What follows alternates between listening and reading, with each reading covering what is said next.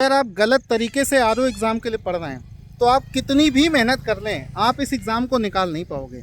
गलत तरीका क्या होता है कि आप ये चीज़ देखो कि आरओ में पिछले 5 साल में क्या पूछ रहा है।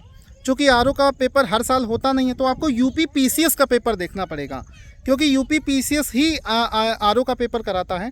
तो पीसीएस में पिछले 5 साल में जो चीज़ें कराई गई हैं उसके हिसाब से आपको देखना पड़ेगा कि जो सब्जेक्ट ज़्यादा पूछा जाता है उसको पहले पढ़ना है, और उस सब्जेक्ट में भी कौन सा चैप्टर ज़्यादा पूछा जाता है, कौन सा टॉपिक ज़्यादा पूछा जाता है, उस एनालिसिस के हिसाब से पढ़ोगे तब जाकर आप एग्ज़ाम निकाल पाओगे।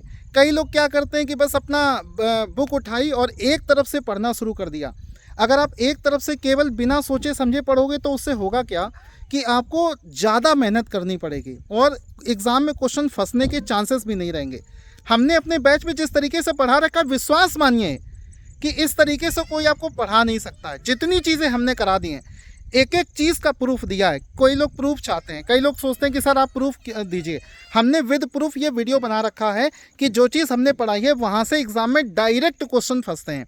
इस वजह से जो चीज़ें हमने दे रखी पूरे कॉन्फिडेंस के साथ में पढ़िए, क्योंकि हमने अपना एक एक सब्जेक्ट 6 अलग अलग किताबों से बना रखा है।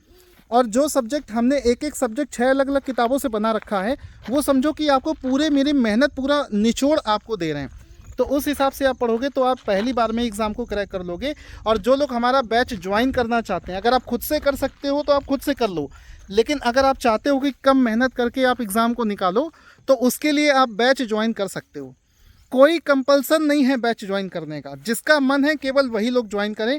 बाकी सब लोग अपने तरीके से अगर पढ़ सकते हो तो वैसे पढ़ लो।